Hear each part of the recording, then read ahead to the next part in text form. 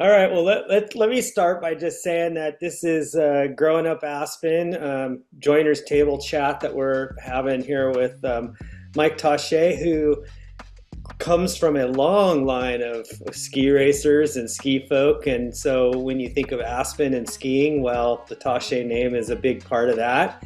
And uh, I would say it's kind of interesting because we talked with your brother Mark first, and now we're talking with you. So I felt like season two is a little bit more about the kids we grew up with and seeing where they went. And season one was a little bit more like Tom Crum and the folks that were a little bit older than us and kind of influenced us.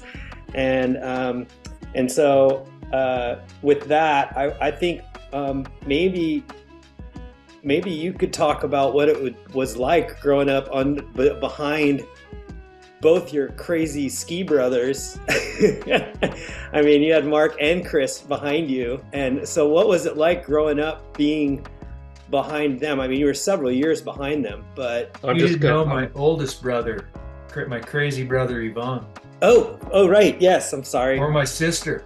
Yeah, I know. You had a crazy family and you all skied crazy. I mean, it was amazing. Yeah, I was going to say, Mike's no slouch himself. He's Thanks, capable Mike. of Thanks, some Mike. If I can some stand up nutty after stuff. this, we're doing all right.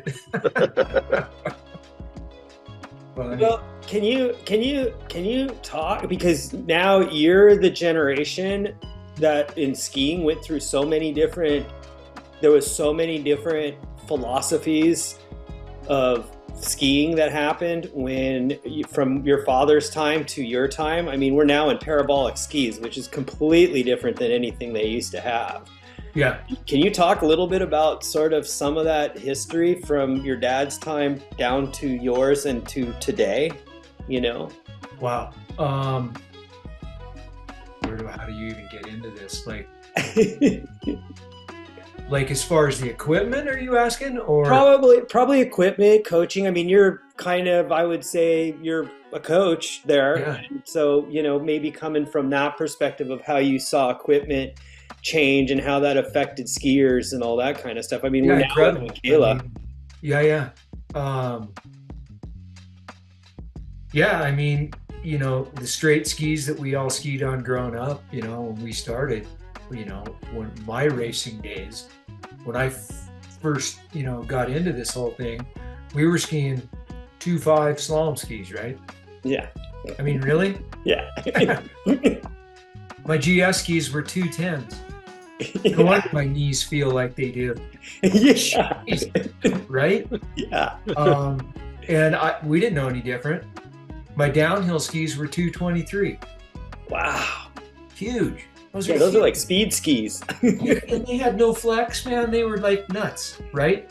Yeah. So guys like Lee Gargell, Mike Yeah. Dayton, we all these massively huge skis, right? Yeah. We didn't know any different, right? That's what we grew up skiing on. So you had to learn, to be fast on those skis. You had to be technically really sound in what you were doing to be able to even slightly bend those skis. Yeah. And light guys like myself, geez, man, it was tough. Yeah, and so that's all we knew. And then as time evolved, K2 came out with that, whatever the hell ski it was. And Bodie was skiing for K2 back then. Yeah. He had the great idea of, hey, I like these. They make it easier. And they developed this shape type ski shorter. And there were no rules for it in racing. And so he went for it, and boom. That's how the whole shape ski thing started. It's interesting because I think Andy Mill was talking about where he went up to race one time and all the Italians had slick suits on, and they're like, oh my God, holy crap, that's going to shave off a second off of every turn. By the time they're at the bottom, that's a whole minute.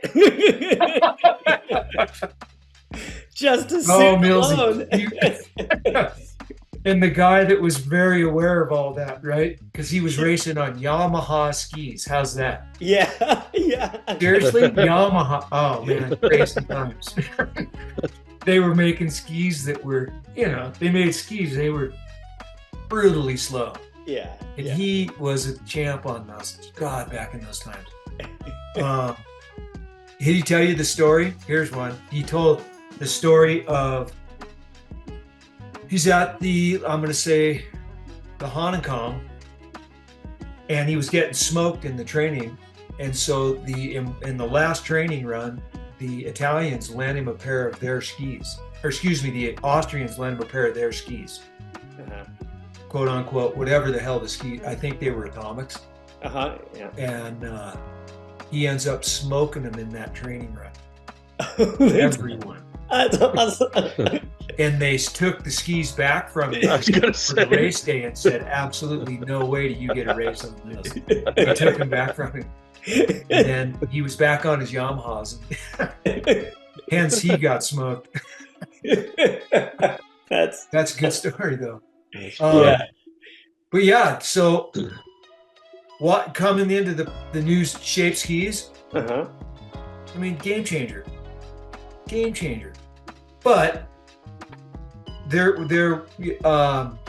where, and we're still, and they're still tweaking it nowadays too. But how much, in the dimensions of the skis, tip, tail, waist.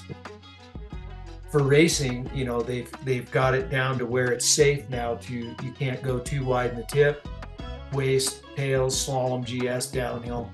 Right. There's all specs on what you have to have.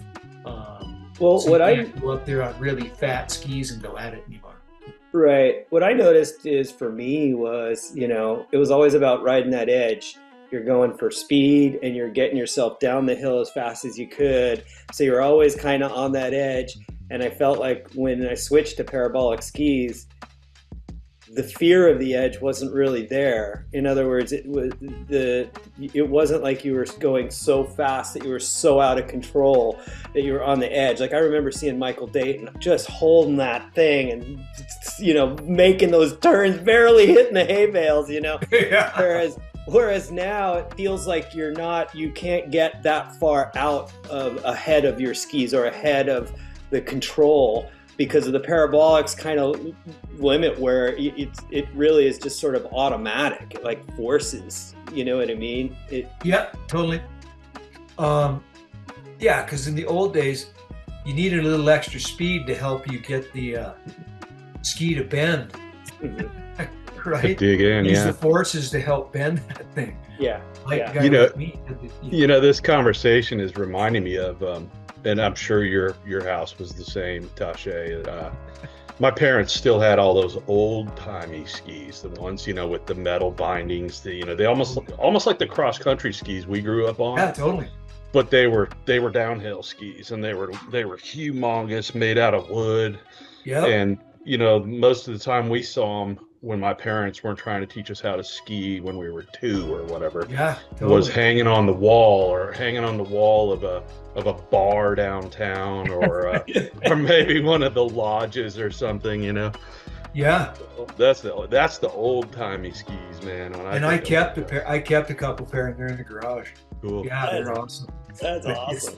And there's no binding on the back. It's just a cable. Yep. Yeah. Man, you're exactly. Like, that's what they're teaching us on those, man. Yeah. So to see the whole to where we are today, man, crazy. Yeah. But that's, it's evolution in every sport out there, right? And equipment and every sport has just gotten more refined and better. Thanks for listening to Growing Up Aspen, a Joiner's Table podcast with our classmates. We'd like to thank the Aspen Times and the Aspen Daily News for letting us include some of their materials in our book, Growing Up Aspen, Adventures of the Unsupervised. The authors would like to thank you. If you're interested, you can check out our book at twistandturnpress.com or